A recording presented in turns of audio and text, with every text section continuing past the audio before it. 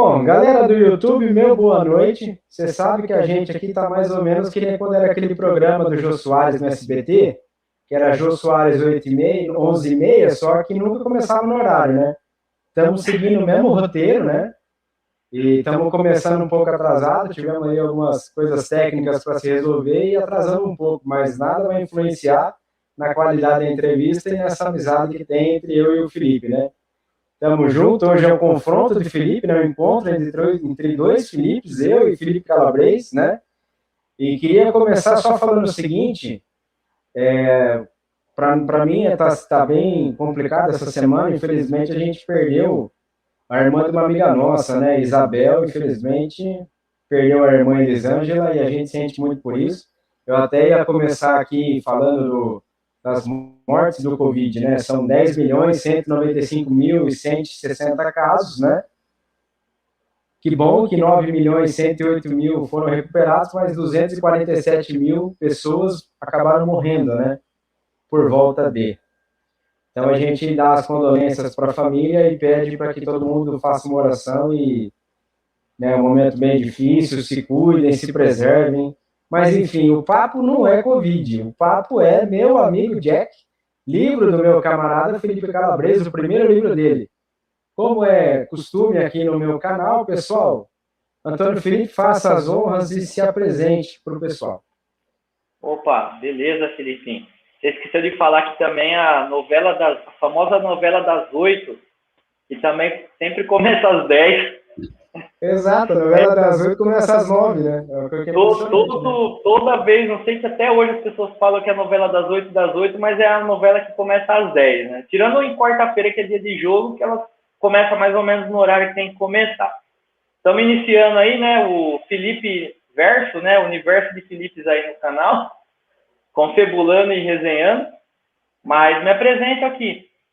Felipe Calabres, para quem não conhece ainda, funcionário público municipal, escritor, agora com o lançamento, já até tardio, a gente fazendo essa entrevista, né, porque o lançamento foi ano passado, porém sabotado pela pandemia, e também idealizador do gerador de conteúdo Resenhando, que também é um canal no YouTube, mas que a sua origem é um blog. Ainda ele é atualizado, mas hoje o foco é apenas o canal Resenhando mesmo, que é na mesma plataforma que a sua, que é no YouTube. E vamos aí vamos confabular hoje sobre meu amigo Jack, que é esse primeiro livro aí que eu lancei aí há um tempo atrás. Cara, é muito bacana, né? A gente sempre tem essa amizade a ponto de um colaborar com o outro. Quando a pauta é esportiva ou futebolística, que é mais o nosso caso, você sempre contribui comigo. Não seria diferente agora a gente expandir os nossos caminhos e falar sobre o seu livro, né? E sobre também essa ideia que é o seu canal, que eu acho muito bacana e acompanho. Inclusive, estava vendo até o último que foi sobre cerveja. Já mandei para uma galera já para acompanhar, né? Exatamente, já mandei para uma galera acompanhar também, porque eu achei bem interessante realmente. Vamos dando sequência aqui na nossa conversa, cara, sem spoiler, hein? Porque senão a galera já vai saber toda a história e aí capaz de nem pegar o livro mais. Conta um pouco de como é que é meu amigo Jack. Bom, a sinopse é básica. Vou contar aqui como é, assim, que eu costumo descrever para todo mundo e como é a sinopse oficial. Meu amigo Jack, ele conta a história de um médico chamado Fred, que logo depois que ele se forma e passa num concurso público, ele acaba sendo chamado para trabalhar numa cidade interiorana, assim, conhecida por muitos e até desejada por muitos como um paraíso na Terra, lugar tranquilo, sossegado, sem violência. Porém, a partir do momento que ele chega nessa cidade, ele se depara com um caso sem solução de um paciente ainda jovem.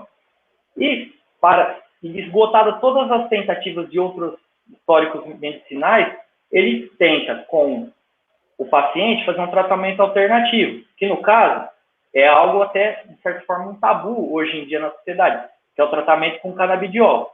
Só que, em relação a isso, tem uma certa... acaba tendo um certo conflito, porque você pega uma cidade interiorana, conservadora por si só, e então, em paralelo aos atritos e aos avanços que o tratamento vai, de certa forma, tendo com o paciente, eventos sobrenaturais acabam ocorrendo com os dois e com várias pessoas ao seu redor, transformando aquilo que era para ser um paraíso na Terra, como é a cidade de Amepuru, num verdadeiro inferno astral. É basicamente essa que é a sinopse aí do meu amigo Jack. Muito bem, bem bacana realmente, né? Uma história muito bem formulada, né? E que o pessoal vai gostar de ler. Antecipando aqui, já tem uma galera comentando com a gente, o Cássio. Cássio, me perdoa, Cássio, mas a gente, naquela oportunidade da transmissão antes da final do Libertadores, estava tentando te avisar. Não é fraco, infelizmente, é uma coisa triste realmente, mas ele não fez nada de mal na Libertadores, mas no Mundial ele entregou a paçoca pro pessoal do Tigres, né? Fazer o quê? E o Vitor Augusto também, o nosso boa noite, viu? Obrigado aí por estar acompanhando a gente.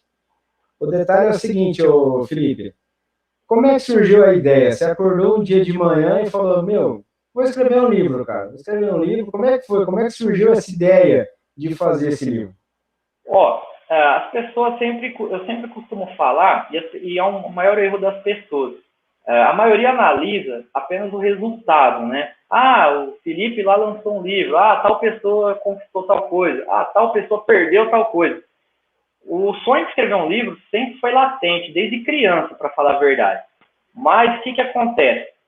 Quando criança, até na adolescência, eu odiava ler e escrever. A tal ponto que, cara, quase que eu não entro na faculdade por causa de redação. Eu sempre odiei, cara. Só que, assim, esse sonho acabou passando despercebido. Eu sempre criei muito, cara. Desde criança eu criava umas histórias muito doidas, cara. Só que nunca desenvolvi, não conseguia passar para o papel. Não desenvolvia nem em desenho, nem escrito, em nada. Um belo dia, até, de certa forma, passando até por uma leve depressão aí na vida, meados de 2011, 2012, aquela sensação de querer ser ouvido, né, pelas pessoas. Acabei criando um blog. Nesse blog, bem simples mesmo, assim, é um hobby, até hoje é um hobby, na verdade. Falava sobre filmes que eu assistia, aprendizados do dia a dia em relação à minha área, que de formação é a TI, Tecnologia da Informação, e curiosidades. Tanto que aí surgiu o nome Resenhando, né, porque resenha é isso, é uma conversa informal sobre qualquer assunto. E fui alimentando o blog dia após dia, uma vez a cada 3 dias, e foi indo.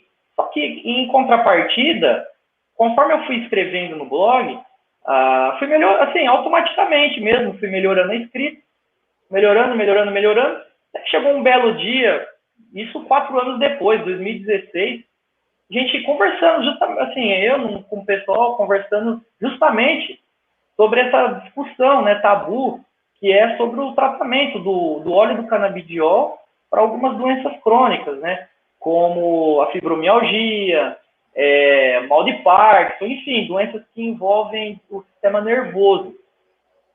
E aí, depois de algumas goladas de cerveja aí, voltando para casa, eu falei, não, é isso. Eu peguei, o final já veio na cabeça ali, no quarteirão de casa. Falei, não, vou escrever um livro com esse final. Só que aí, a partir daí que eu comecei a ter um hábito que não era constante e é muito produtivo para quem gosta de criar, que é você sempre anotar suas ideias. Porque era um problema que eu tinha também. Às vezes eu tinha umas ideias legais, mas também não anotava e passava, esquecia, dormia, no outro dia já esquecia. Aquele dia eu cheguei em casa, cara, anotei lá, rascunhei mais ou menos o que seria o final de meu amigo Jack. Falei, não, agora eu vou... 2016, peguei e falei, não, agora eu vou começar.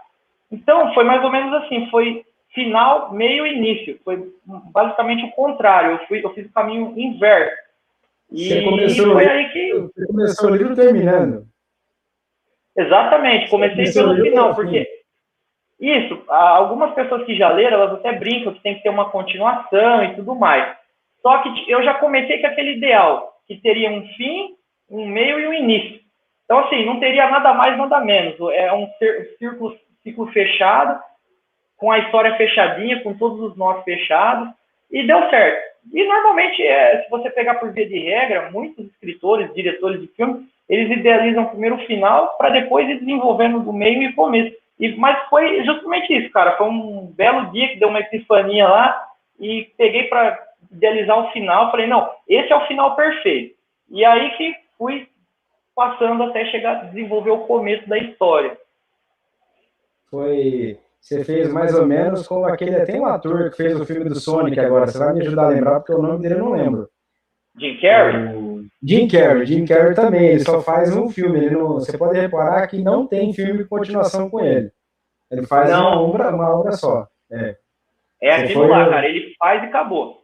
você foi o Jim Carrey dos livros matonenses aqui, né? Pelo menos em relação ao meu amigo Jack, vai ficar por isso mesmo, não vai ter o 2. Não, teria material para fazer um 2, como muita gente cobra aí tanto no trabalho, no círculo de amizades, mas eu acredito que teve um começo, um meio e fim. Ou parafraseando o Raul Seixas, um início, um fim e um meio. Acabou ali.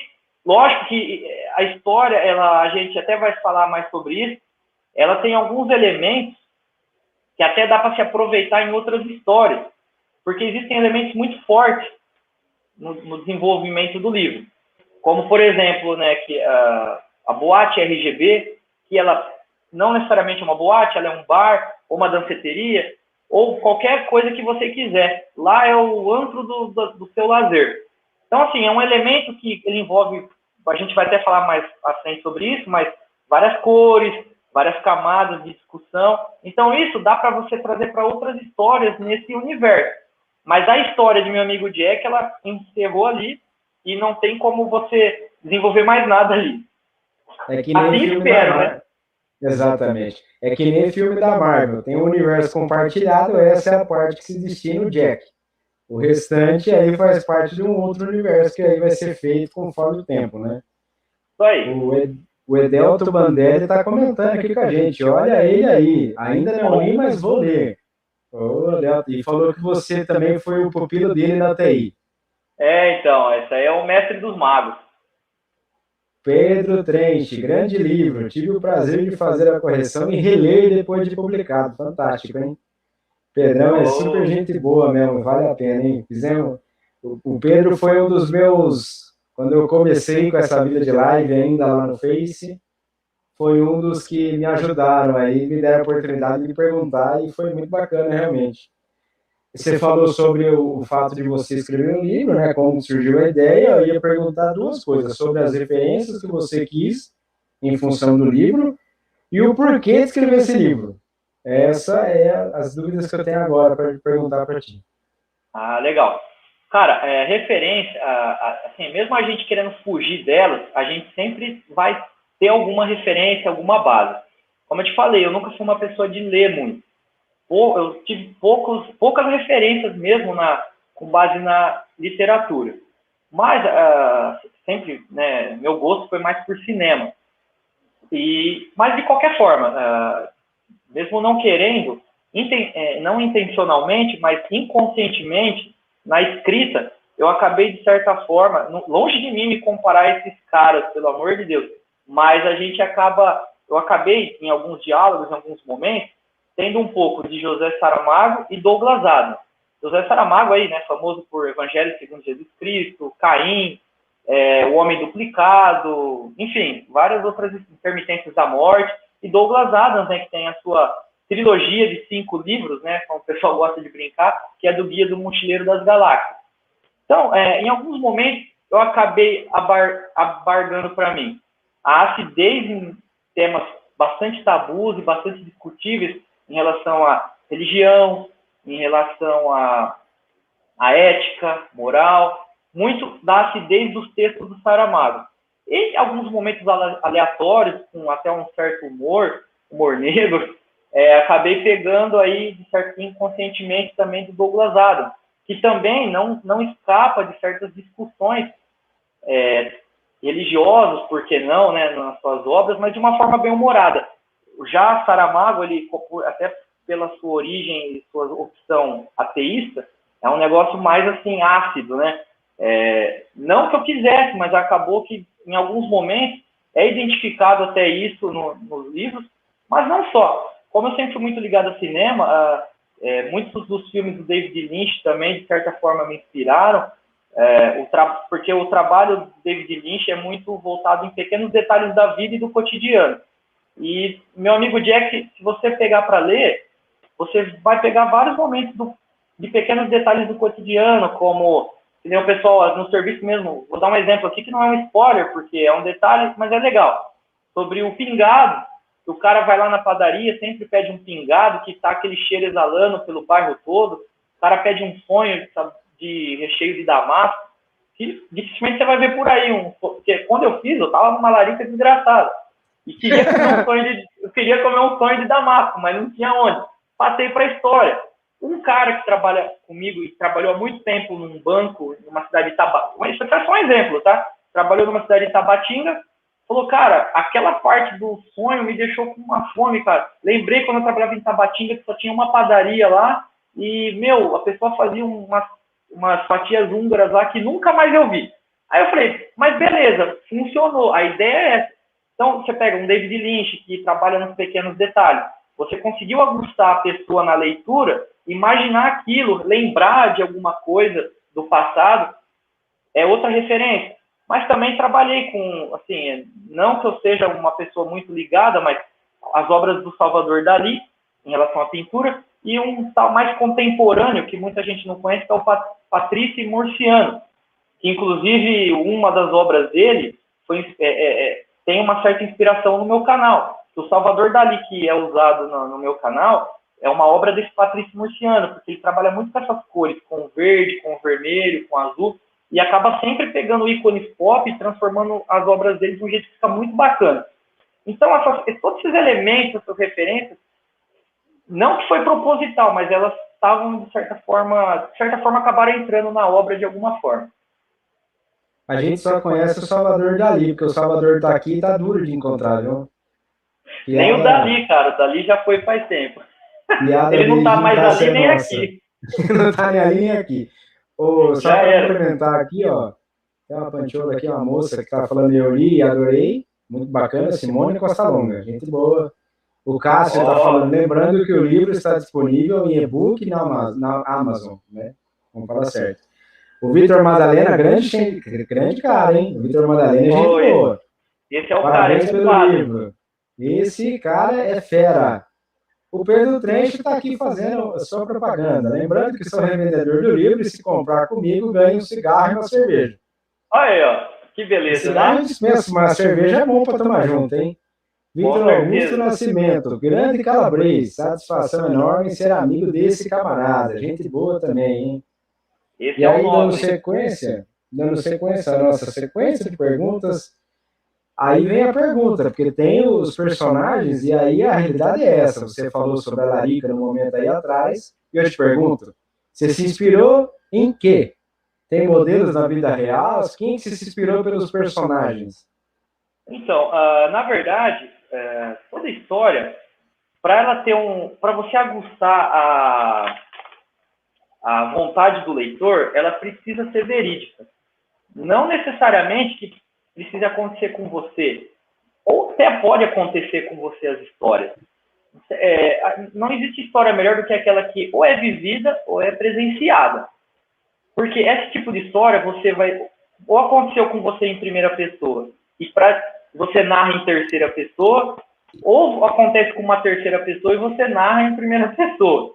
E esse nível de detalhamento que acaba gostando, ou até o leitor, ele se identifica com a história de alguma forma, com algumas opiniões, por mais que você tente ser imparcial, algumas opiniões que você acaba colocando na história, ou citações, o leitor acaba se identificando com você. Então, sim, de fato, a obra ela tem uma vivência aí, né?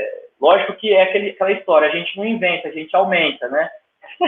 Mas, lógico, eu acho que o nível de detalhamento aí, algumas coisas assim, são pensamentos, são divagações, outras foram discussões em mesa de bar, que nem o Cassião que está vendo aí, ele é exemplo prático disso, porque até na época eu pedi permissão para uma citação dele, que eu falo que a cerveja é um catalisador social. E de fato porque muitas ideias que foram inseridas no livro aí, na verdade eram conversas assim, totalmente despretensiosas em mesa de bar, e que acabou sendo adaptada para a história de uma forma que se encaixasse, lógico, né? Se você pegar desde o começo ali, tudo tem o seu contexto, nada é por acaso no livro. E sim, alguns nomes pelo livro ter demorado 4 anos para sair, muitos, na verdade, assim, muitos nomes saíram do livro para a vida real. Que nem, peguei um dos personagens, coloquei o nome do meu filho, porque era um nome que eu sempre gostei, era forte. Eu nunca pensei que eu teria um filho menino, por exemplo. Então, como era um nome forte, na época, lógico, eu comecei a escrever primeiro o livro. Então, eu coloquei no livro, porque o livro é como se fosse um filho meu, na verdade, né? E logo depois, meu primeiro filho nasce, lutei, até quando eu convenci a dona GG para que a gente conseguisse colocar também o mesmo nome no nosso primeiro filho. Mas, lógico, são experiências e experiências, são observações, ou coisas que a gente ouve. Então, a gente vai adaptando, vivencia, presencia, e o segredo, na verdade, é como você conseguir transcrever isso, né? Porque às vezes você não consegue. E assim, pelas pessoas que já leram o livro, eu acho que eu consegui. Exatamente. A Delta está dizendo, aceito sua cerveja. Foi na minha. E o Cássio está falando, Menina Pálida dos Cachos Negros. Deve ser uma referência do livro, evidentemente. Agora, eu até anotei aqui, cara, porque eu achei o nome muito marcante, mas difícil de lembrar sem olhar, né? Amepuru. Como que você descreve Amepuru? Cara, Amepuru, assim como eu já falei na sinopse, é um paraíso na Terra. Tem que levar pelo lado poético. Os que moram lá não querem sair. E os muitos que querem entrar não conseguem entrar. Assim como que é, de fato, que as religiões passam, o paraíso, né? Nuvens, anjos, muitos querem entrar, mas nem todos conseguem. E Amepuru é isso, cara. Assim como existe Caramuru, Abapuru, que é uma obra da Tarsila de Amaral, se não me engano, não tem nada a ver com essas histórias. Mas eu posso te garantir que Amepuru existe. Só que eu não vou falar aqui qual cidade que é, muitos já sabem, mas para não estragar aí a experiência de quem pode ser que depois dessa live leia o livro. Mas eu já posso garantir, é um paraíso na Terra. Outra coisa que eu achei interessante em relação ao livro é que cada capítulo você me indicou uma música para ler, né? Para ouvir, música para ler. Você colocou uma música para ouvir, né? E aí eu ia te perguntar o seguinte, você acha que o pessoal vai seguir os conselhos e ouvir a música lendo o livro? Sim, assim, na verdade, o livro demorou 4 anos para sair. De certa forma, ele foi pioneiro, porque hoje, se você pegar, o que está na moda, que está estourando hoje em dia, se você pesquisar, são os audiobooks. São livros clássicos, que são convertidos em forma de áudio, muito bem produzidos, por sinal, onde tanto a narrativa, tem trilha sonora, tem um monte de coiseira. Só que na época, quando eu comecei, não existia nenhum exemplo de livro que tinha esse tipo de formato. E como eu sempre, cara, eu amei muito. Outra referência que eu acabei deixando passar, que é a música, né? Bandas como Pink Floyd, The Doors, que elevam, né, o seu inconsciente aí para outros panoramas. Eu sempre amei música, cara. Então, assim, eu estava escrevendo, ouvindo tal música. Cheguei no primeiro 1/3 do livro, eu falei, não, pô, cara, eu vou, assim, essas músicas estão encaixando muito com o que eu estou escrevendo. Foi onde que aí surgiu Spotify, surgiu Deezer, YouTube estourou, e a possibilidade de se criar playlists. Foi aí que aconteceu. Eu fui enumerando por capítulo uma música, muito estilo MSN antigamente, que você via o seu contatinho lá, estava lá, ó, tal contatinho ouvindo tal música. Então eu coloco o nome do capítulo e embaixo ouvindo tal música. E eu deixo o link dessas playlists justamente para isso. A minha intenção é a pessoa ter a mesma sensação que eu tive enquanto estava escrevendo, ou ter uma imersão até mais visceral na história. Porque em muitos momentos, apesar de tudo que eu falei sobre o livro aqui, a base dele é o drama. Então existem momentos muito assim dramáticos na história, com certas discussões, e acaba dando um peso a mais para a história. Acaba até te imergindo ainda mais no contexto ali, te deixando mais emocionado, mais acelerado. Você está entendendo? Sim. Algumas pessoas, elas não ouviram lendo, porque, assim, é totalmente comum. Às vezes a pessoa atrapalha. mas muitas pessoas ouviam antes de ler o capítulo ou ouviam depois. E assim, o retorno que eu tive, pelo menos, dessas pessoas foi que foi perfeito, porque as músicas, mesmo que sem querer, vamos assim dizer, casaram certinho com a história e, enfim, tanto que tiveram pessoas aí que até se emocionaram. E esse é o tipo de retorno que a gente quer ter quando a gente escreve um livro ou cria uma obra, seja ela cinematográfica, né? Enfim, em qualquer plataforma aí. A gente quer que as pessoas se emocionem. Independente se é de tristeza, de alegria, se identifiquem com a história.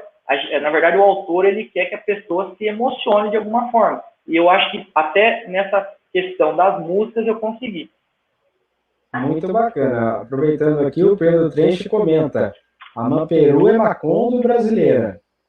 E o Vitor É verdade. Eu acabei esquecendo de citar, mas Macondo, cidade aí dos 100 anos de solidão. Exatamente. E o Vitor Madalena, eu já vou perguntar se você quer adiantar um pouco sobre isso, ele fala para mim, né? Não sei se você já perguntou, Felipe, não sei se já perguntou, mas os enigmas numéricos são bem interessantes.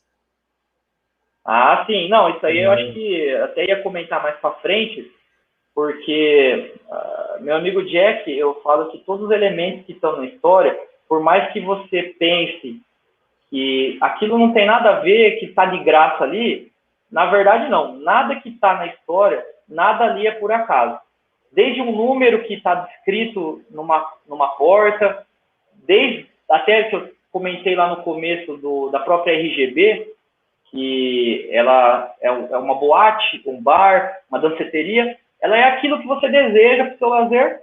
Ela é dividida em 3 andares. Cada andar é uma cor.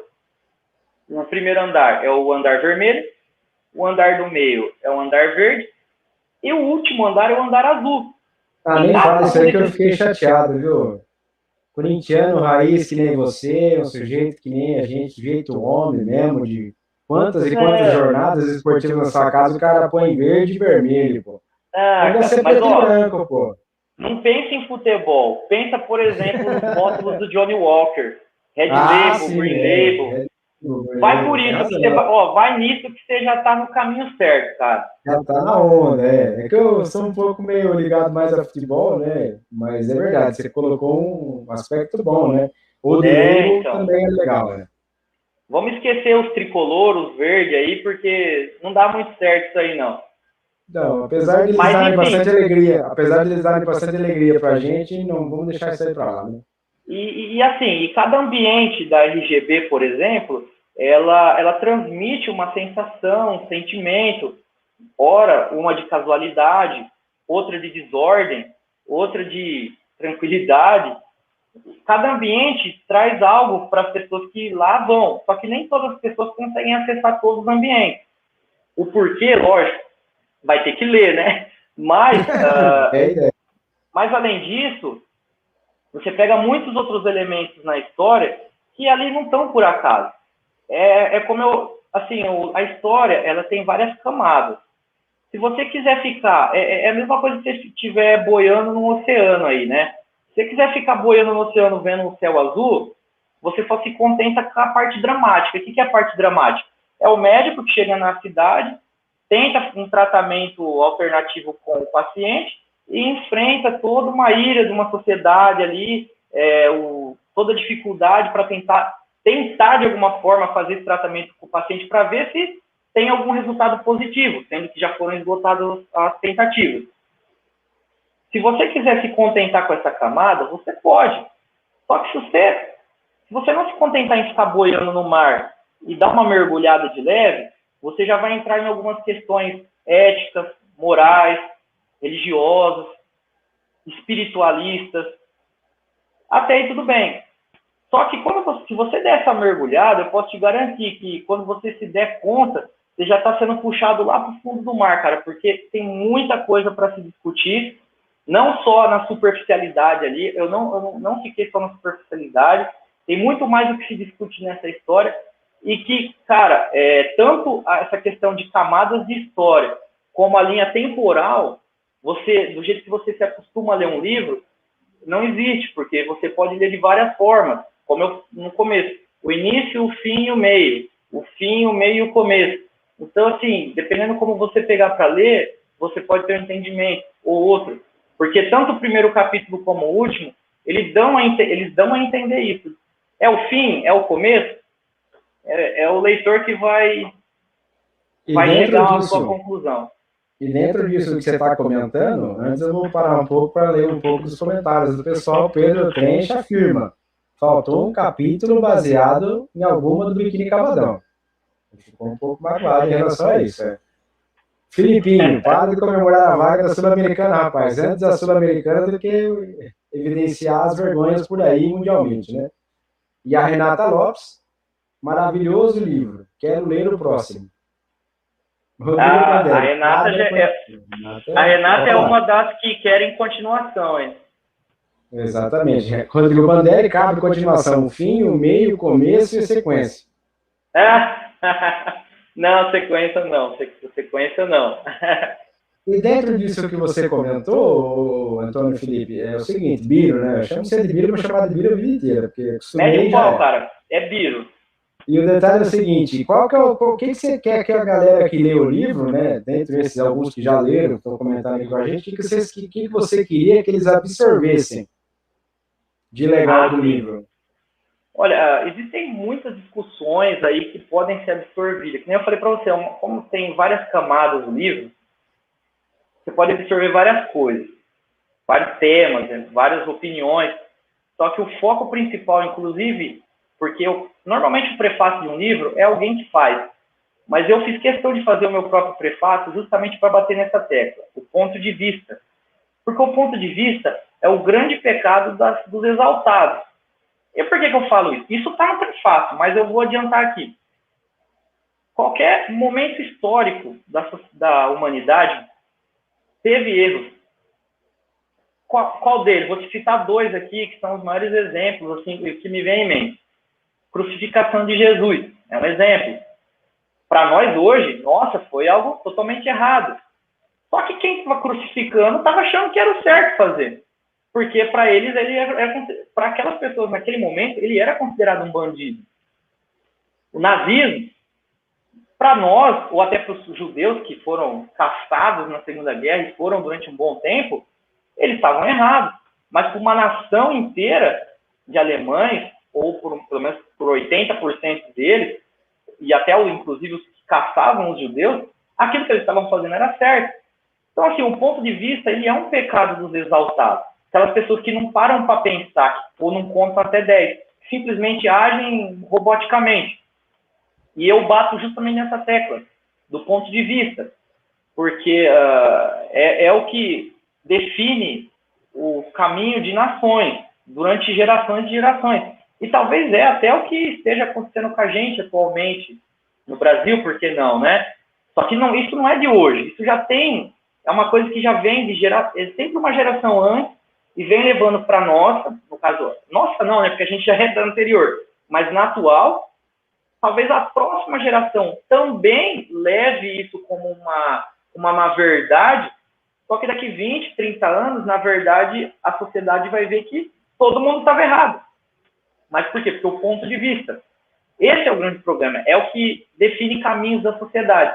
Por isso que eu sempre falo, assim, uma coisa que eu até brinco no livro, né? Que você tem que seguir sempre ideias. Nunca crença. Independente aqui de qualquer religião, aqui a questão não é essa. É crença. Nunca siga crença, sempre ideias.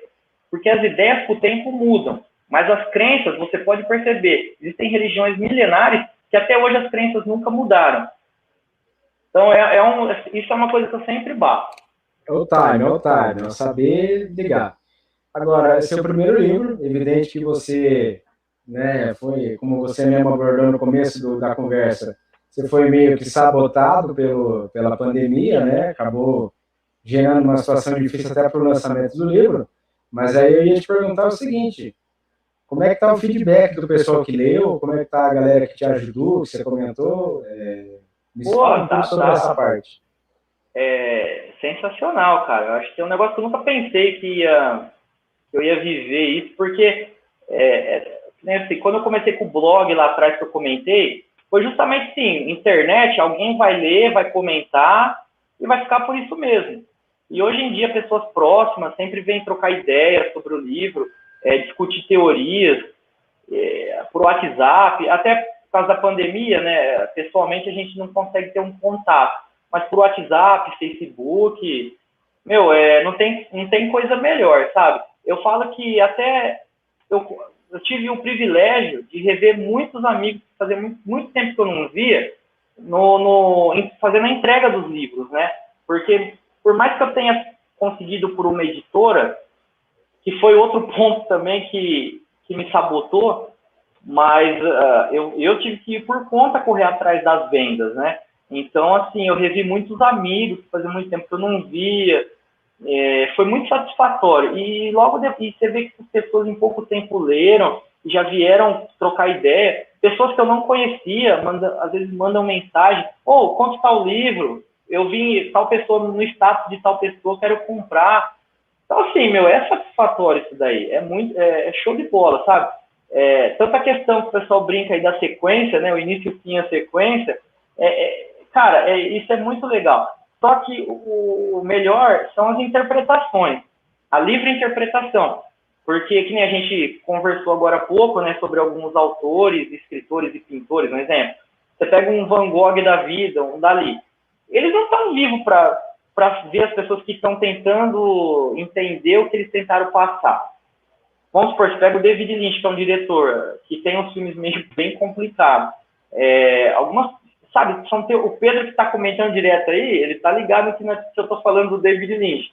Não tem coisa mais gostosa, cara, que você pegar alguém que leu, ou alguém que assistiu um filme, exemplo, ou no caso do livro, e discutir sobre aquilo, tentar chegar numa teoria, sem uma resposta final do escritor, ou do diretor, ou do pintor, ou do músico, porque essa que é a graça da obra de arte, seja ela qual for. É a livre interpretação, a criação de teorias, e, na verdade, essas camadas que eu falei que a história tem, é justamente para isso. A pessoa que às vezes leu e pegou só o drama, a gente está discutindo aqui, se ela via live, ela fala, porra, é verdade, tipo, nossa, cara, o que será que... Aí ela vai puxar lá nas páginas para tentar sacar o que estava querendo dizer aquilo. Então, essa parte é muito legal. Feedback das pessoas, assim, de quem comprou, ou até de quem não comprou, mas de alguma forma leu. Eu tenho que agradecer a todas essas pessoas aí, porque, assim, principalmente no Brasil, né, cara, quem trabalha, quem tenta lançar um livro, não pode nem pensar em lucro, porque não é do brasileiro ler, né, não é uma cultura, assim, de todo mês todo mundo comprar um livro, não é. E quem lança um livro não tem nem que pensar em lucro. Tanto que meu livro mesmo ali é praticamente a versão impressa, é custo de fábrica mesmo, assim. Tudo que eu gastei, eu estou cobrando para vender o livro, praticamente. Eu até brinco, falo que é 1 centavo por página, e de fato sabe? Porque acabou ficando 350 páginas, né? Então, acabou que aumentando um pouco o valor dele. Mas, então, pela nossa cultura já não ser uma cultura de leitura, só das pessoas terem comprado, terem lido, já assim, é uma satisfação que vou levar para o resto da vida, isso aí não tem a dúvida. E essa relação que você está comentando sobre você, não só você, mas eu imagino que esse problema que você teve, outros escritores tiveram. Como é que é essa realidade? Porque a gente vê algumas realidades de fora. Você enfrentou essa situação escrevendo seu livro e indo atrás de uma editora para publicar seu livro, né? Conta como é que foi essa relação, como é que foi? Inclusive as editoras, eu nem falo muito das pequenas, mas as médias grandes é impossível, né? Já é um sonho impossível. As pequenas também são complicadas. Por que eu digo isso? Com exceção da que eu consegui. Todas elas pensam em arcar com todo o conteúdo. Eu não ia com essa proposta, eu ia com a proposta, inclusive, de ajudar com o investimento. Porque é como a gente falou no começo sobre analisar só o resultado. A gente tem que analisar a trajetória toda. E qual que é a trajetória toda? Lá atrás, quando eu falei, vou escrever um livro, todo mês eu ia guardando uma grana. Porque eu sabia que se eu não conseguisse nenhuma editora, eu ia ter que arcar com tudo. Então eu fui guardando sempre pouquinho, migalhinha mesmo, até a galinha encher o papo. E várias editoras, cara, eu entrava em contato, tentava fechar parceria, tipo assim, para mim ajudar com o custo. Só que mesmo querendo ajudar com o custo, elas queriam embargar todo o conceito do livro. E, pô, aí também é foda, né, cara? Porque, tipo assim, Mostrar o seu mérito, né? Eu tinha um início, um meio e fim. Eu sabia o que eu queria, a capa que eu queria, tudo que eu queria, eu consegui colocar em prática. Aí muitos me perguntam, mas ir atrás de uma gráfica. Então, mas o problema das gráficas é que elas, e foi aí um problema com a editora no qual eu fechei também, que as gráficas elas não te incentivam a festivais ou a vender o seu livro. Elas simplesmente fazem um serviço, elas são umas prestadoras de serviço. Elas fazem o que tem que fazer por um preço bacana, te dão, você que se vira. E depois de tanto lutar e negociar, eu cheguei numa editora, falei, não, essa vai ser a editora, nossa, vai ser show de bola. Só que os caras fizeram praticamente um serviço de gráfica. Colocaram o selo deles lá, mas assim, eles não fazem o básico de uma editora. O que é o básico de uma editora? Ela está pegando seus escritores e valorizando eles. E qual que é a melhor forma de valorizar? É participar de uma Bienal, é participar da Filiposta, que também é um festival de livros, o Festival de Livros de Paraty. Tá? Então, assim, e outra, ainda por cima, atrasaram a entrega, né? Então, é complicado. Eu falo que assim, a questão de literatura no Brasil é muito complicada, não só por parte de quem quer escrever, mas de quem tenta dar o espaço para o escritor, porque também não é fácil não, cara. Se você vai mandar um original seu, cru, para uma companhia das letras, para uma editora Record, uma editora Viseu, sei lá, uma editora grande ou mediana, me fugiram alguns nomes aqui. Se você tiver muita sorte, daqui a uns 2 anos eles se ligam. Mas, né, cara, como você vai esperar 2 anos, né? É ansiedade, como é que faz, né? Você vai esperar? Então é complicado. Tudo no Brasil é muito complicado. Eu acho que se tivesse uma editora que simplificasse a vida do escritor, eu não falo nem em relação a custo, tá? Porque às vezes eu falo o meu caso mesmo. Eu juntei dinheiro para isso.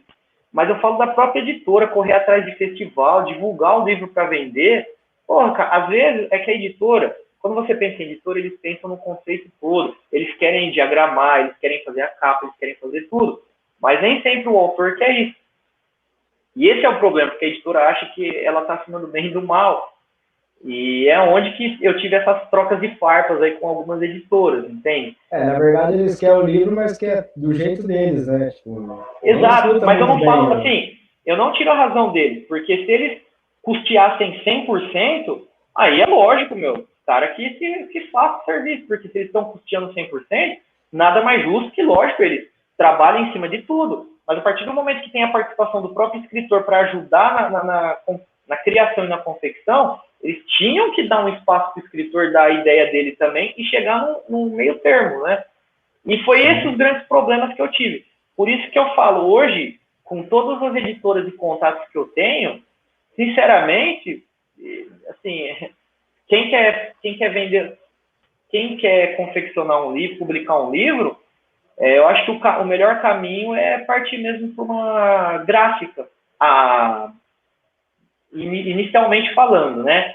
E aí, de tempos em tempos, vai tentando vender ideia para a editora. Eu, assim, hoje, se eu pudesse voltar no tempo, eu teria feito direto por uma gráfica, se eu soubesse que eu ia fazer o trabalho da editora. Você foi pelo caminho inverso, né? Porque, na verdade, exatamente, eu acho que a editora só põe o selo, na verdade, eles devem mandar para uma gráfica fazer, né? Ou não? Não, sim. Só que eles gostam de trabalhar a parte gráfica da coisa, que é, tipo, fazer a capa, a parte de dentro, como fica disposto o texto, todas essas questões, eles gostam de trabalhar. Só que, assim, se eles estão custeando 100%, é uma coisa, porque aí eles têm total direito de fazer isso, porque se eles estão custeando 100%, ok. Agora, se você tem uma participação nos custos, nada mais justo que você também tenha uma participação na parte criativa. E não é o que aconteceu em várias reuniões que eu tive, enfim, que acabou não dando em nada, né? Porque os caras queriam ter controle total da obra. Falei, não, eu quero... Porque, assim, eu me sinto orgulhoso, porque meu primeiro livro teve meus melhores amigos participando. A capa foi feita por um, a diagramação por outro e a correção por outro. Tipo assim, eu não poderia abrir mão disso, porque eu acho que eles são elementos da história de alguma forma, não só da questão técnica, mas da história, porque muitas coisas ali também foram vividas com eles, né, de certa forma, ou Perderia conversadas com sentido, eles. Então, pô, perderia como que eu vou abrir sentido, mão? O cara tinha, perderia o ó, sentido da questão. Né? Pode um falar. amigo meu tinha feito a capa, aí o outro diagramação. Como que eu ia vender a história para uma editora e tendo que abrir mão disso? Eu não queria. Eu acho que essa foi a essência do livro num todo. Porque além de ser uma história muito bem trabalhada, todo mundo que é próximo de mim e que, lógico, trabalha com isso, né, também, trabalhou na obra. Então, para mim, cara, eu acho que foi 100% satisfatório. Seja desde a criação até a publicação e a venda e o retorno. Assim, o retorno que eu falo não é nem questão financeira, é questão mesmo do feedback, as pessoas vindo comentar. Então, para mim, eu estou satisfeito 100%.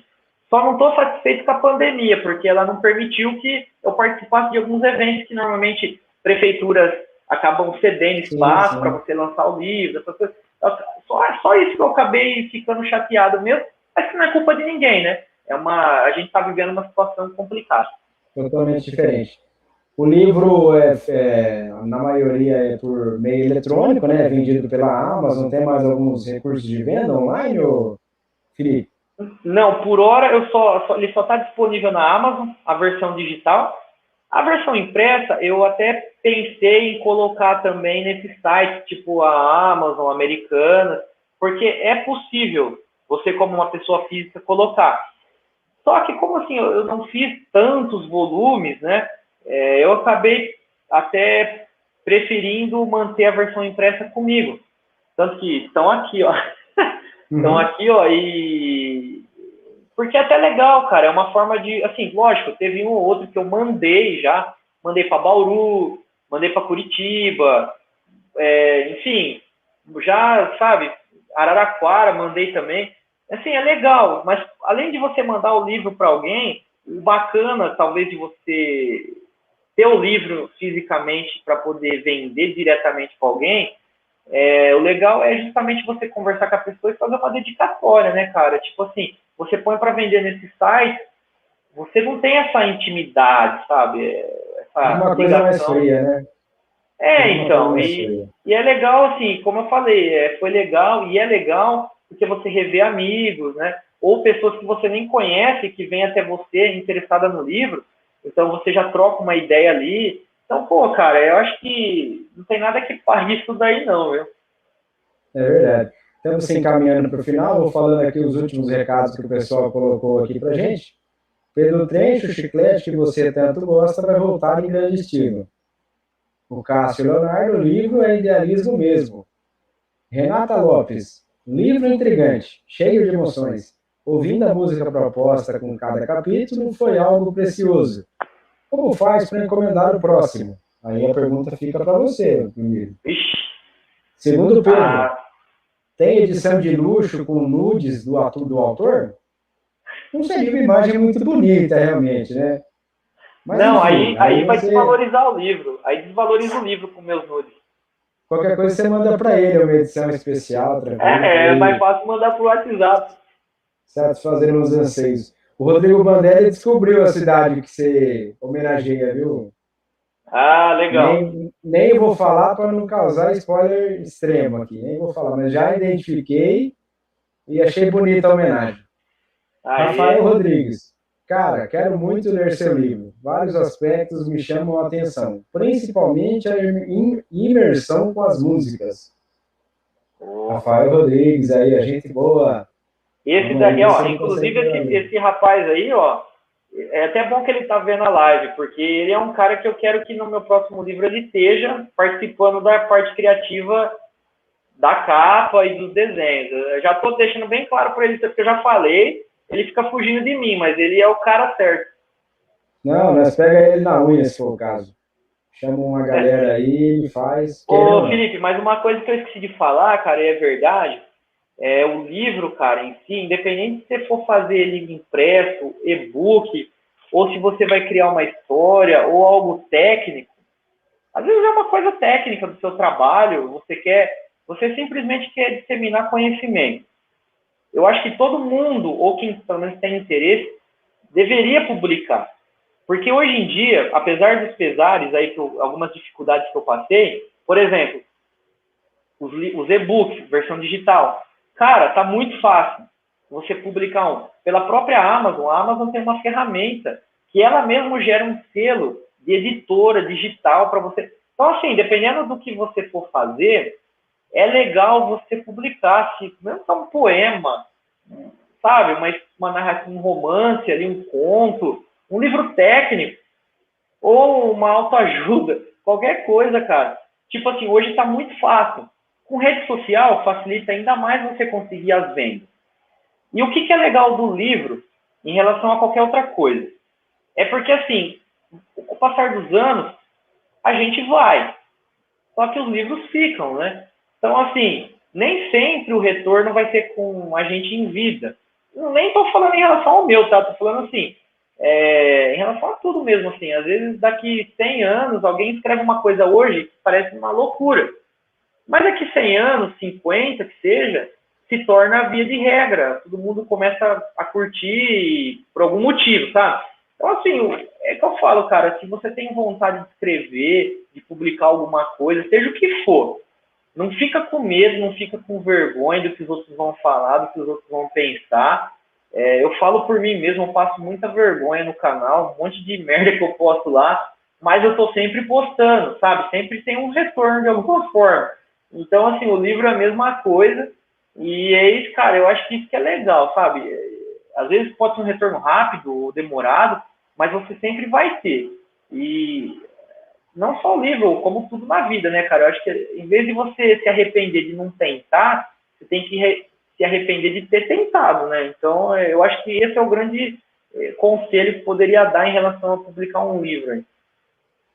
E tem mais alguma coisa, Bira, que você queira destacar? Algo que eu não perguntei? Alguma coisa que você queria, que você acha importante levar em conta aqui no nosso bate-papo, aqui na nossa conversa?